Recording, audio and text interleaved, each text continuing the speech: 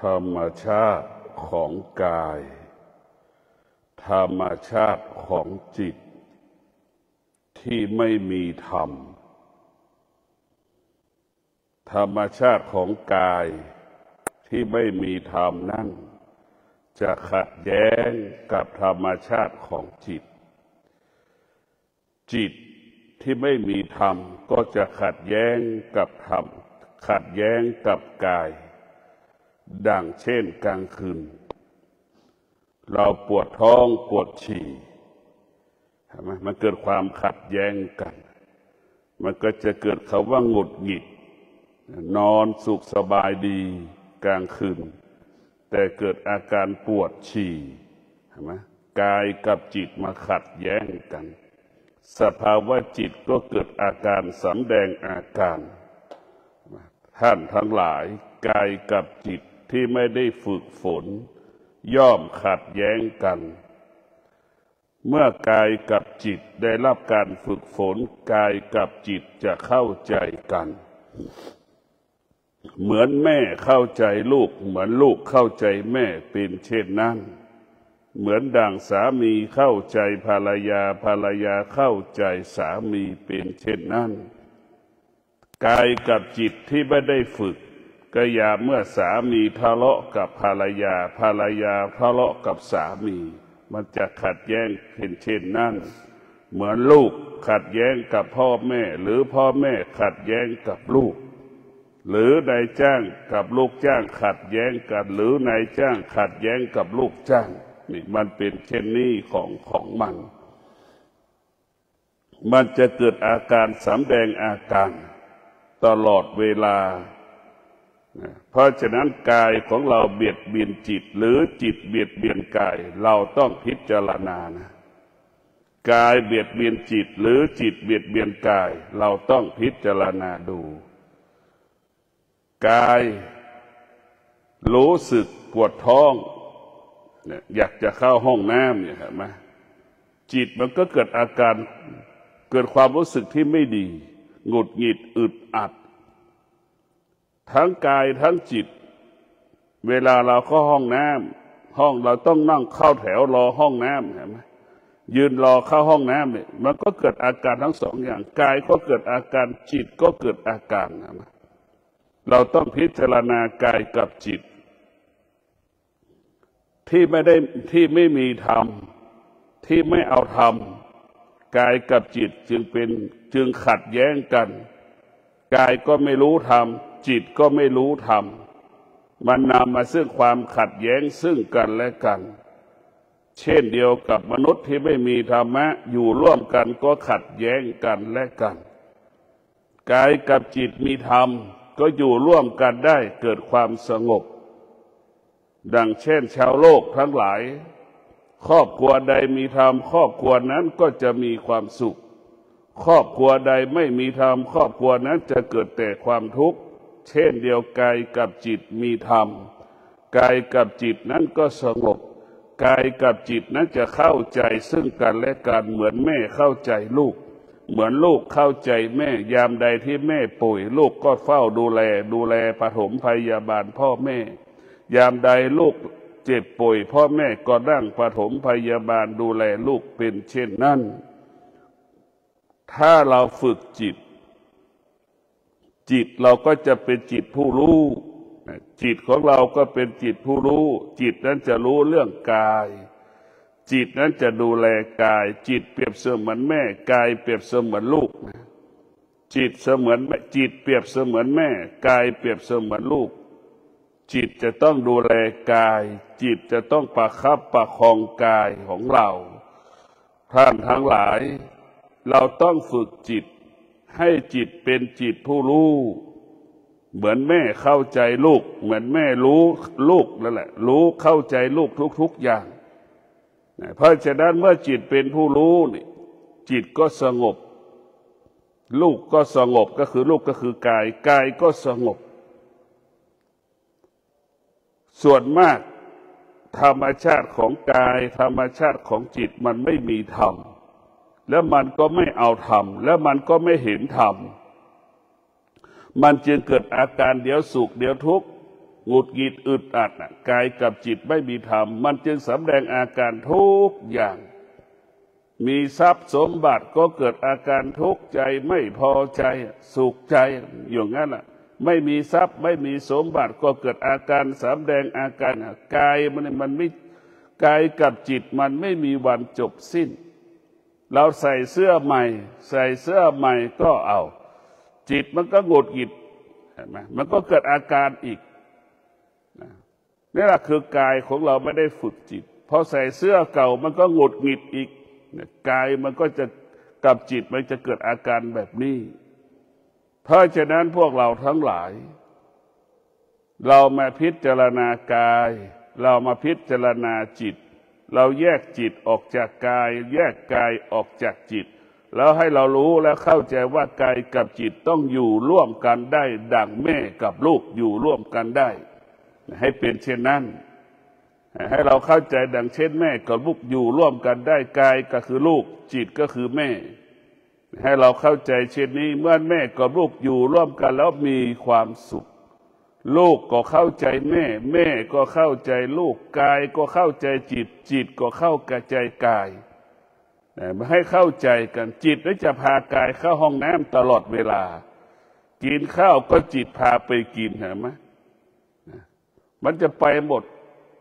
ถ้ากจิตไม่ไปกายก็บังคับจิตไปอีกเห็นไหมมันจะบังคับหมดเหมือนแม่บังคับลูกให้กินข้าวนั่นแหละจะเป็นเช่นนั้นกายก็บังคับจิตจิตก็บังคับกายมันเกิดอาการมันแสดงอาการเพราะฉะนั้นพวกเราทั้งหลายถ้าเราไม่ได้ฝึกเนี่ยมันจะขัดแย้งกันตลอดเวลามันจะเกิดปัญหากันตลอดเวลามันจะทำให้เราทุกข์ตลอดเวลาทำให้เราสุขตลอดเวลาสุขกับทุกข์เป็นเจ้าปัญหาสำหรับมนุษย์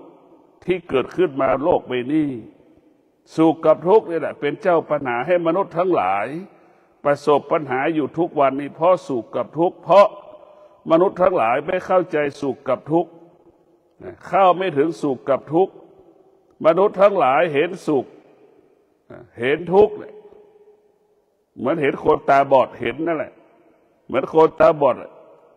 รู้ว่าสีแดงสีขาวรู้อย่างนั้นเห็นเฉยๆไม่เกิดอาการเพราะฉะนั้นพวกเราทั้งหลายเราจะต้องให้จิตของเราได้รู้ธรรมให้กายของเราเป็นที่อยู่ของธรรมเมื่อจิตรู้ธรรมกายเป็นที่อยู่ของธรรมเนี่ยมันจะอยู่ร่วมกันได้อย่างงดงาม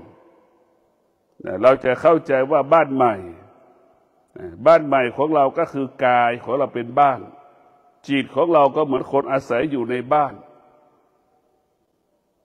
คนที่อยู่ในบ้านย่อมมีความสุขกับคนที่ไม่มีบ้านย่อมกังวลใจย่อมทุกข์ใจตลอดเวลาคนที่มีบ้านกับคนที่ไม่มีบ้านย่อมแตกต่างกันฉันใดคนที่มีธรรมะกับคนที่ไม่มีธรรมะย่อมแตกต่างกันฉันนั้นคนที่มีบ้านอยู่จะไม่ทุกข์ใจคนที่มีบ้านอยู่จิตสงบกายสงบเหมือนคนที่อยู่ในบ้านคนที่ไม่มีบ้านอยู่เปรียบเสมือนคนที่ไม่มีบ้านอยู่ก็เป็นทุกข์กินก็เป็นทุกข์กังวลใจไม่สบายใจใช่ไหมมันจะแตกต่างกันเพราะฉะนั้นพ่อแม่ครูบาอาจารย์จึงบอกให้จิตอยู่ในกายไม่ให้จิตออกนอกกายเหมือนเราอยู่ในบ้านนั่นแหละสงบจิตสงบกายสงบมาอยู่ในบ้านหากเราออกนอกบ้านเมื่อไหร่กายก็วุ่นวายประสบกับคำว่าร้อนของแสงแดดวุ่นวายอากาศมันร้อนก็วุ่นวายทั้งกายก็วุ่นวายจิตก็วุ่นวายกายก็ไม่สงบจิตก็ไม่สงบเมื่อสัมผัสกับความร้อนกายมันก็สำแดงอาการจิตมันก็สำแดงอาการนั่นคือจิตที่ไม่ได้ฝึกก็จะเป็นเช่นนั้นพวกเราทั้งหลายเรามาฝึกจิตก็คือการมานั่งสมาธินี่คือการฝึกจิตการมานั่งสมาธิคือการฝึกจิตการนั่งสมาธิคือการฝึกกาย การนั่งสมาธิคือการฝึกจิตคือการฝึกกายของเรากายของเราเนี่ยมันก็เหมือนท่อนไม้เนี่ยถ้าเราไม่ได้ฝึกมันก็เป็นเช่นนั้นถ้าเราฝึกแล้วกายของเรานั้นก็เหมือนท่อนไม้ที่แกะสลักเห็นไหมท่อนไม้ที่แกะสลักจะมีคุณค่าบางครั้งศิลปะประมาณค่าไม่ได้เมื่อกายนั้นมีธรรมกายก็มีค่าฉันใดไม้ที่มันแห้งๆก็ไม่มีค่าพอเอาไม้ที่มันแห้งไปแกะสลักไม้ก็มีค่าเช่นเดียวกับจิตที่มีธรรมจิตที่มีสมาธิก็จะเป็นจิตที่มีคุณค่าจิตที่ไม่มีสมาธิก็เหมือนจิตที่ท่อนไม้แห้งๆใบไม้แห้งๆไม่มีคุณค่าไม่มีราคาแต่พวกเราต้องรู้และเข้าใจเพราะฉะนั้นพวกเราทั้งหลายจิตที่มันฝึกฝนนี่จิตจะมีคุณค่า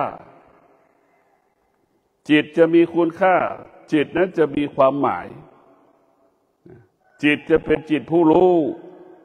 เหมือนเด็ก6 ขวบจิตผู้รู้จะเริ่มเป็นแบบนั้นแหละรู้ว่าร้อนรู้ว่าหนาวรู้ว่าเข้าห้องน้ำจิตเป็นผู้รู้ก็จะเป็นเหมือนเด็กเริ่มต้น6 ขวบจะรู้แล้วว่าปวดท้องปวดฉี่จะเข้าห้องน้ำรู้ว่าร้อนรู้ว่าหนาว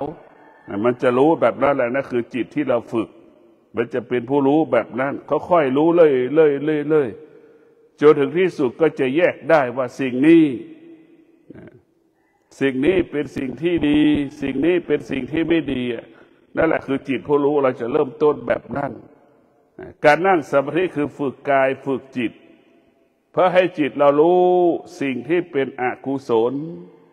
เมื่อจิตรู้สิ่งที่เป็นอกุศลจิตก็จะละสิ่งที่เป็นอกุศลทั้งหมดทั้งสิ้น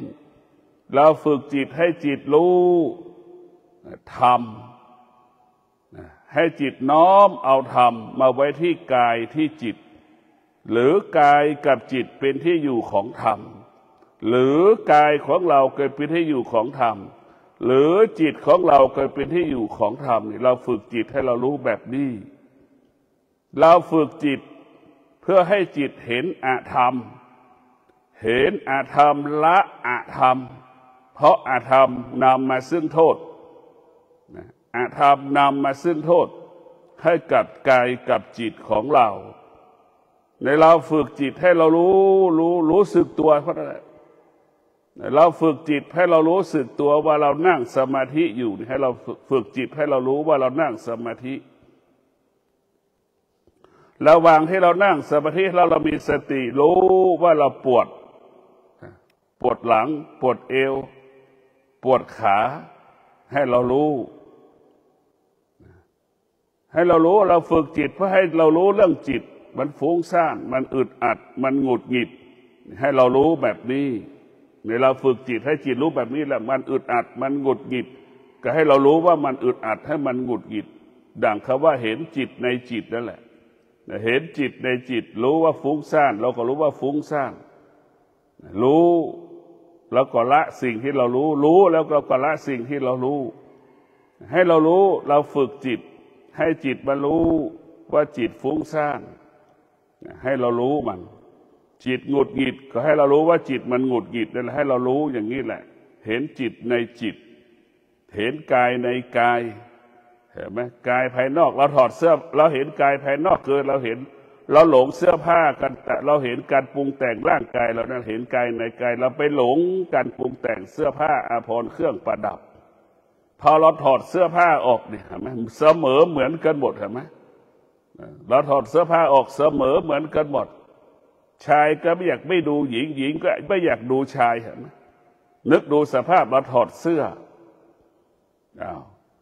เราดูสภาพถอดเสื้อไปอีกเราดูสภาพตอนที่เราเจ็บป่วยอีกนึกดูกันแล้วกันดูสภาพตอนที่เราเจ็บป่วยใกล้ตายอีกดูสภาพร่างกายจิตใจรูปว่าสภาพเราใกล้ตายเป็นยังไงเราก็ดูอีกดูต่ออีกสภาพตายมาแล้ว1 วันเป็นยังไงแล้วก็ดูอาการสภาพของกายที่มันเน่าเหม็นที่มันหมดลมหายใจ1 วันเป็นยังไง ตาย2 วันเป็นยังไงตาย3 วันเป็นยังไงเราก็ดูอาการของมันเห็นกายในกายเราจะรู้แล้วว่าเห็นกายในกายเป็นชนิดร่างกายของเรามันเป็นของที่ไม่เที่ยงใช่ไหมมันเป็นสิ่งที่สกปรกเราก็เห็นกายในกายอีก7 วันมันจะเน่ามันจะเปื่อยแล้ว7 วันมันพองแล้วมันจะเละแล้วเห็นไหมมันจะมีกลิ่นเหม็นแล้วตามันก็จะออกมาเป็นปุดๆแล้วปากมันลิ้นมันก็จะออกอยู่คาปากแล้วน้ำเลือดน้ำหนองก็ออกมาแล้วตัวมันจะเขียวมันจะค้ำท้องมันก็จะใหญ่โตมันจะแตกแล้วเราดูนั่นแหละเห็นกายในใจกายเราจะไม่ยึดติดในกายให้เห็นกายเราจะไม่ยึดติดในจิตที่มันรู้เราจะไม่ให้กายมันไปยึดติดในเครื่องต่างๆกายของเรานั้นเราต้องฝึกมันแล้วเราต้องฝึกกายให้กายนั้นรู้เรื่องธรรมกายของเรามีสมาธิกายมีธรรมะคือกายมีสมาธิจิตมีธรรมะจิตมีสมาธิทั้งกายทั้งจิตมีสมาธิมันจะมีพลังกายก็มีพลังจิตก็มีพลังมันจะพร้อมดังเช้านี้กายมีสมาธิจิตเรามีสมาธิเรานั่งสมาธิแล้วกายมันต้อนรับจิตมันต้อนรับกายมันมีความสุขจิตมันมีความสุขกายมันมีความสุขจิตมันมีความสุขเพราะฉะนั้นพวกเราทั้งหลาย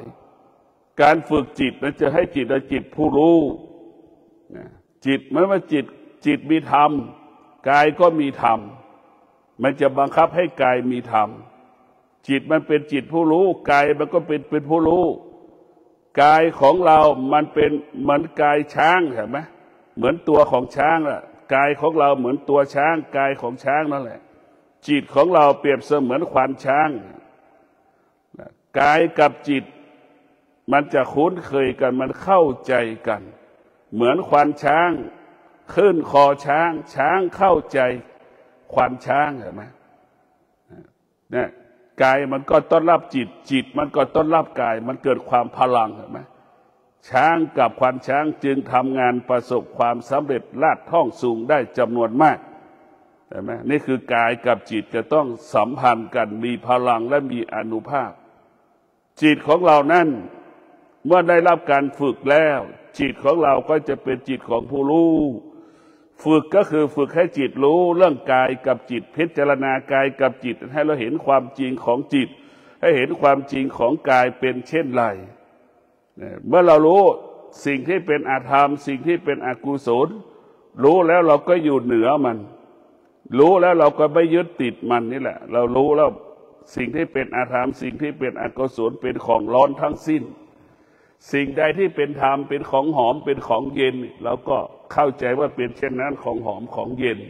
ให้เราเข้าใจว่าเป็นของหอมของเย็นธรรมะเป็นของหอมเป็นของเย็นอธรรมอกุศลเหมือนของเน่าของเหม็นเราเข้าใจเช่นนั้นเป็นของร้อนให้เราเข้าใจเช่นนั้นพวกเราทั้งหลายเรามีสติฝึกฝนจิตเรามีสติฝึกฝนจิตให้จิตของเรานั้นมีภาระมีพลังให้จิตของเรานั้นมีวาสนามีบารมีได้รู้ธรรมได้เห็นธรรมธรรมชาติของจิตที่เสวยธรรมเรียกว่าอาหาร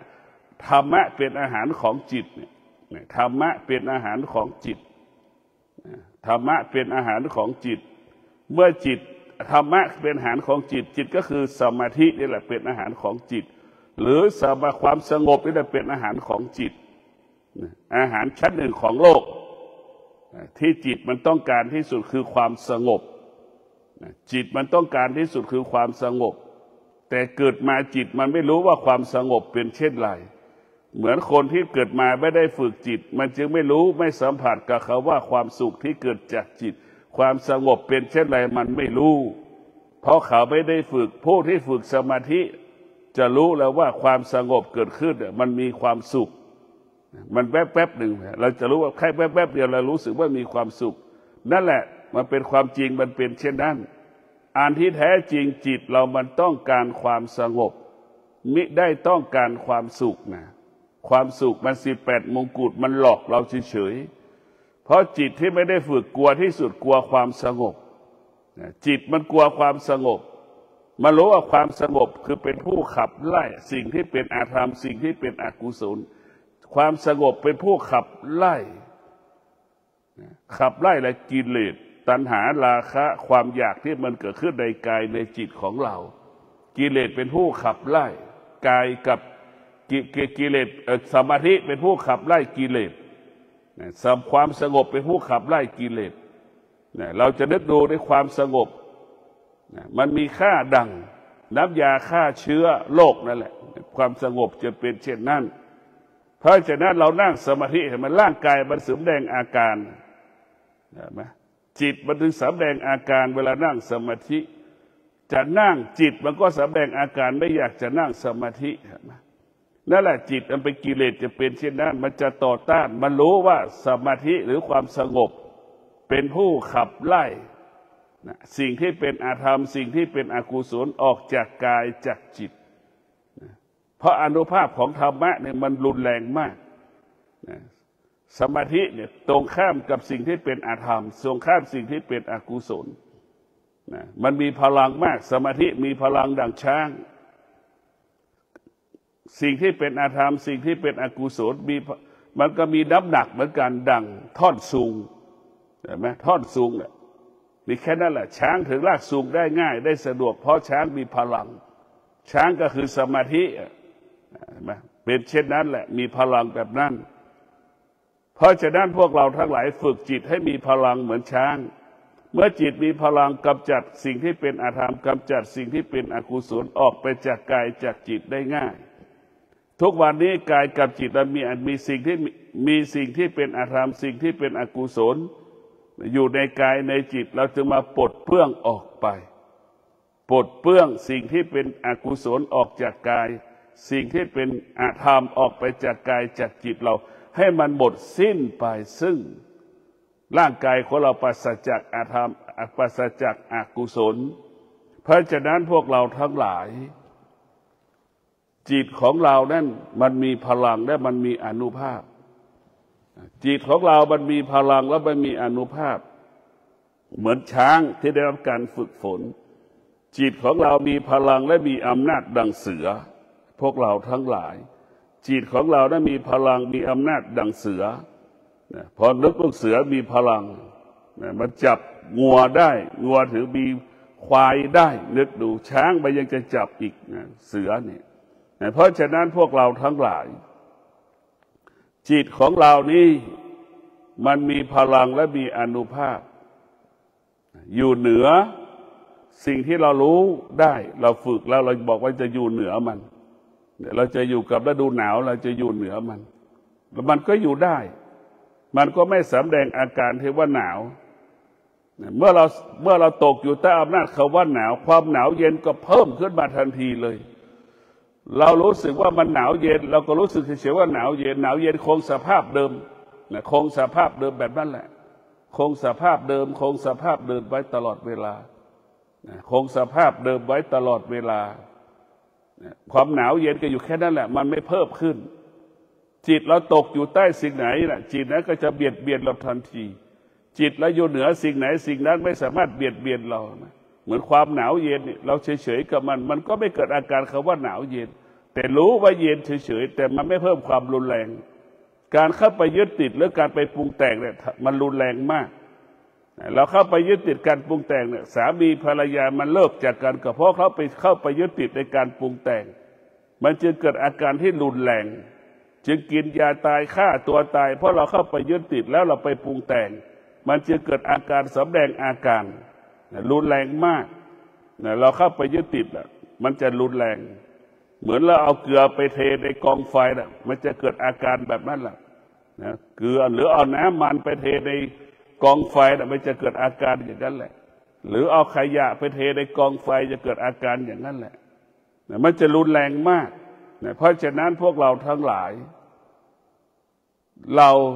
ต้องฝึกจิตที่เป็นธรรมนี่ก็รุนแรงจิตที่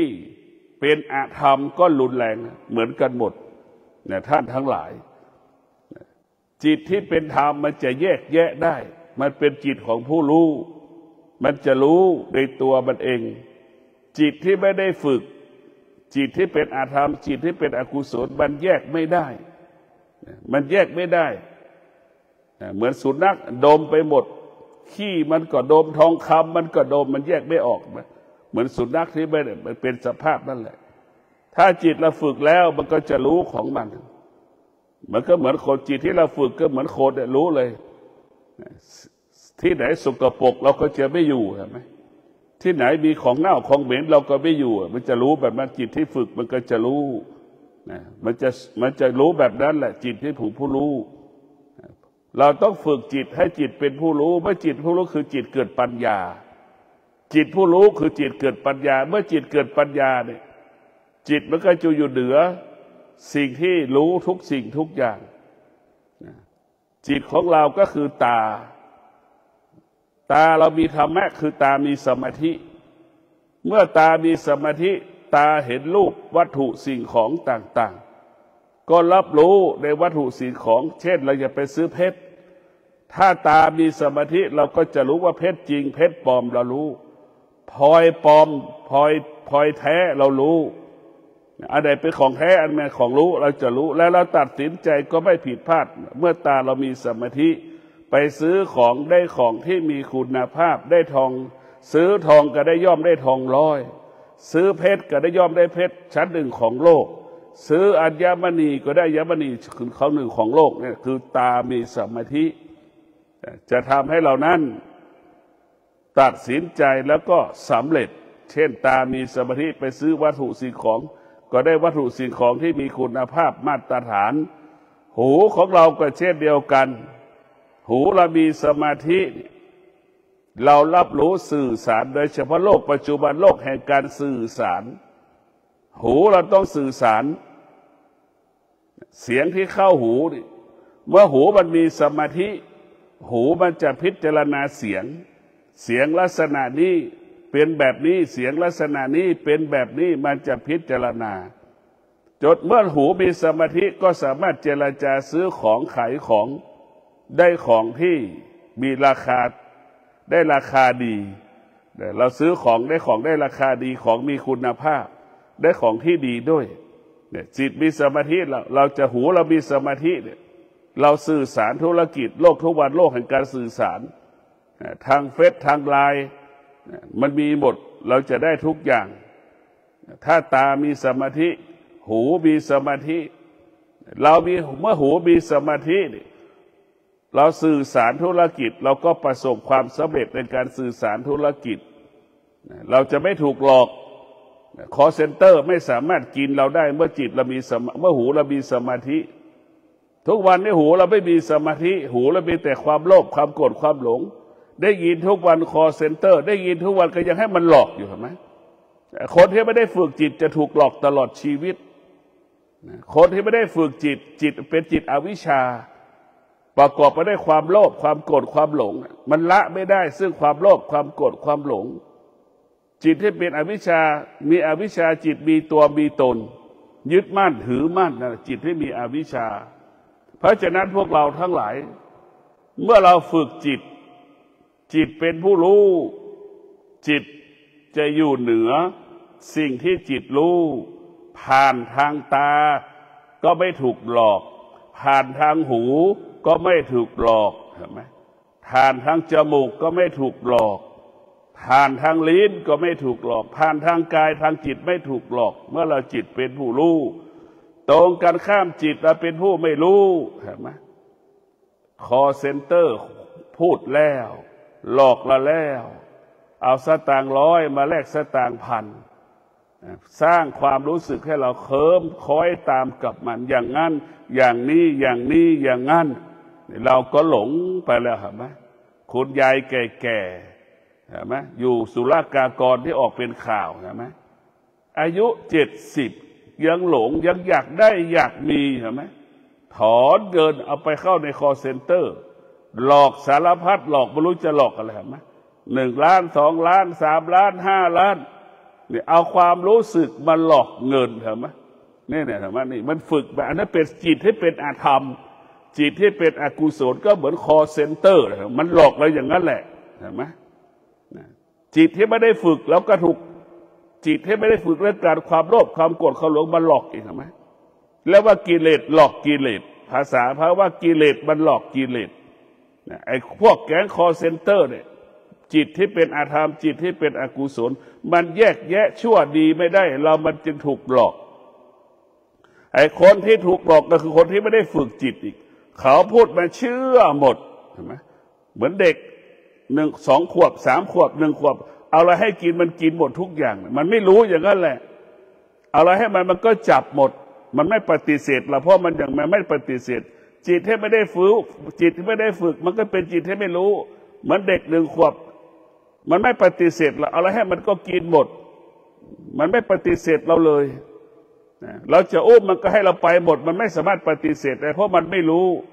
พอขวบครึ่งขึ้นไปเนี่ยมันเริ่มปฏิเสธแล้วจิตผู้รู้จะเป็นอย่างนั้นมันจะปฏิเสธสิ่งที่เรารู้จิตที่ไม่ได้ฝึกนั้นมันจะต้อนรับสิ่งที่เรารู้ดังคอเซ็นเตอร์เห็นไหมมาพูดกับเราอย่างนั้นอย่างนี้เอาสตางค์มาหลอกเห็นไหมเพราะมันรู้ว่าคนตกอยู่ใต้อำนาจความอยากคนมีความอยากเอาความอยากมาหลอกความอยากเอาความอยากมาล่อความอยากท้ายสุดไอ้ความอยากตัวนั้นก็เป็นกาวเราก็กลายเป็นหนูติดกาวให้เขากินหมดจบเลยนะพวกเราทั้งหลายเราต้องฝึกของเราให้จิตของเราเป็นจิตผู้รู้จิตผู้รู้จะรู้แล้วก็อยู่เหนือสิ่งที่เรารู้คอเซ็นเตอร์ก็ไม่สามารถหลอกเราได้จิตเรารู้หูเราได้ยินเสียงจิตก็คือหูไงเราสื่อสารธุรกิจเราถูกเขาหลอกทุกวันเนี่ยปีหนึ่งเนี่ยเราถูกเขาหลอกจำนวนเป็นหมื่นล้านเห็นไหมเพราะฉะนั้นพวกเราทั้งหลายจิตที่ฝึกจะไม่ถูกหลอกจิตที่ไม่ถูกหลอกจิตนั้นเป็นจิตผู้รู้จิตผู้รู้ก็จะอยู่เหนือสิ่งที่เรารู้นี่แหละคืออานุภาพของการฝึกจิตส่วนมากเราไม่ได้ฝึกจิตรู้สิ่งใดจิตก็ละจิตรู้สิ่งใดจิตก็ยึดติดสิ่งนั้นนี่คือจิตไม่ได้ฝึกจิตรู้สิ่งใดจิตก็หลงสิ่งนั้นจิตรู้สิ่งใดจิตก็อยู่ใต้อำนาจสิ่งที่จิตรู้ไปยึดติดเลยเหมือนเด็กได้กินขนมเห็นไหมมันไม่ได้สนใจพ่อแม่มันเลยมาเอากินเป็นหลักคนที่เอาใจมันเป็นหลักเห็นไหมตอบสนองมันเป็นหลักอันนี้แหละคือจิตที่มันน่ากลัวที่สุดพวกเราทั้งหลายเมื่อเราฝึกจิตแล้วจิตมันจะมั่นคงเมื่อเราฝึกจิตมันจะไม่ตอบสนองสิ่งที่เรารู้เห็นไหมเมื่อเราไม่ตอบสนองเราก็ไม่ถูกหลอกอันที่เราถูกหลอกแก๊งคอลเซ็นเตอร์ถูกหลอกเห็นไหมก็เพราะเราไม่ได้ฝึกจิตรู้แล้วก็จะไปยึดติดมันรู้แล้วก็ไปตอบสนองมันรู้ก็ไปอยู่ใต้อำนาจรู้มันเกิดอยากได้เกิดอยากมีแหละมาเอาความอยากมาล่อเราหมดเอาความอยากมาล่อเราจนถึงที่สุดจิตมันก็ถูกหลอกทุกวันนี้กายก็หลอกจิตก็หลอกกายจนเราตายเพราะกายกับจิตไม่ได้ฝึกมันก็เป็นเช่นนั้นเช่นเสื้อตัวแล้วตัวเล่าก็ซื้อมาใส่เห็นไหมปรุงแต่งร่างกายตัวเองรถคันแล้วคันเล่ายี่ห้อแล้วยี่ห้อเล่าก็ซื้อมาปรุงแต่งเราก็ถูกหลอกจนเราตายนั่นแหละคือกายกับจิตมันก็หลอกกันหลอกแล้วกายหลอกกับจิตหลอกกันตลอดเวลาคนที่ฝึกจิตเป็นผู้รู้จะไม่ถูกสิ่งภายนอกหลอกจิตก็ไม่สามารถหลอกสิ่งภายนอกได้เพราะรู้สิ่งที่เป็นภายนอกเป็นสิ่งที่เป็นอาธรรมสิ่งที่เป็นอกุศลมันก็จะปลดเปลื้องสิ่งเหล่านี้ออกไปจากกายจากจิตอยู่อย่างสมถะอยู่อย่างธรรมถะถึงแม้จะทำงานก็รู้ว่าทำงานให้มันเป็นปกติรู้ว่ามีเงินก็รู้ว่ามีเงินเป็นปกติไม่เอาเงินมาหยุดยั้งความแก่ความเจ็บความตายได้ไม่เอาเงินมาโอ้อวดไข่รู้ว่ามีก็รู้ว่ามีเฉยๆในฐานะที่เราทำงานได้เราก็ทำไปแล้วแต่เราไม่ควรเอาทรัพย์สมบัติเอาวัตถุสิ่งของต่างๆนั้นมาให้เรายิ่งใหญ่เพราะเรามีทรัพย์นี่ไม่ได้นะเพราะฉะนั้นพวกเราทั้งหลายสมาธิถ้าเราฝึกสมาธิจิตเราจะตั้งมั่นแล้วก็มั่นคงตั้งมั่นคงเมื่อเราเช่นเรานอนกลางคืนเนี่ยก่อนนอนทุกคืนนอนด้วยสมาธิ ไม่มีอดีตไม่มีอนาคตไม่มีอดีตไม่มีอนาคตอยู่กับปัจจุบันรู้ว่าลมหายใจเข้ารู้ว่าลมหายใจออกกำหนดรู้ลมหายใจเข้ากับลมหายใจออกหลับก็ง่ายนอนก็สบายตื่นมาทุกเช้าก็มีสติรู้สุขภาพดีอายุยืนนอนด้วยสมาธิตื่นทุกเช้าก็มีความสุขไปทำงานก็ประสบความสำเร็จสุขภาพก็ดีมันมีอานุภาพมากธรรมะของพระพุทธเจ้าว่าด้วยเรื่องการจัดการบริหารสุขภาพตัวเองว่าด้วยการจัดการบริหารสุขภาพชีวิตของเราต้องประกอบไปด้วยสมาธิสมาธิเป็นเรื่องของจิตเป็นเรื่องของจิตจิตนั้นจะไปเผื่อจิตนั้นจะเผื่อแผ่ไปถึงกายด้วยเผื่อแผ่ไปถึงกายกายก็คือลูกน้อยนะอย่างที่บอกว่าจิตคือแม่กายคือลูกมันจะดูแลกันอย่างนั้นแหละเหมือนแม่ดูแลทารกแรกเกิดเราจะต้องดูแลกันท่านทั้งหลายนอนด้วยสมาธิสุขภาพดีอายุยืนนอนด้วยสมาธิตื่นมาทุกเช้ามีความสุขจิตใจเบิกบานผ่องใสตลอดกาลนอนด้วยสมาธิตื่นด้วยสมาธิดำเนินชีวิตด้วยสมาธิก็ประสบความสำเร็จในการดำเนินชีวิตแต่ละวันประกอบอาชีพปฏิบัติหน้าที่ด้วยสมาธิก็ประสบความสำเร็จในการปฏิบัติหน้าที่ประกอบอาชีพทุกวันสมาธิเป็นผู้กำกับกำหนดควบคุมจิตของเรากายของเราจิตของเรากายของเราต้องอาศัยสมาธิทั้งหมดทั้งสิ้นเมื่อกายกับจิตมีสมาธิกายกับจิตนั่นก็จะเกิดปัญญากายก็เกิดปัญญาจิตก็เกิดปัญญามันจะรู้ว่ากายของเรานี่เหมือนท่อนไม้จิตจะไม่ปรุงแต่งกายจิตมันก็จะบอกให้รู้ว่านอนแค่หลับกินให้มันอิ่มมันจะไม่ปรุงแต่งการกินและการนอนไม่ปรุงแต่งในการดำเนินชีวิตมันจะรู้อยู่อย่างสมถะอยู่อย่างเรียบง่ายขอความสุขสวัสดีจงเกิดแก่ท่านทั้งหลาย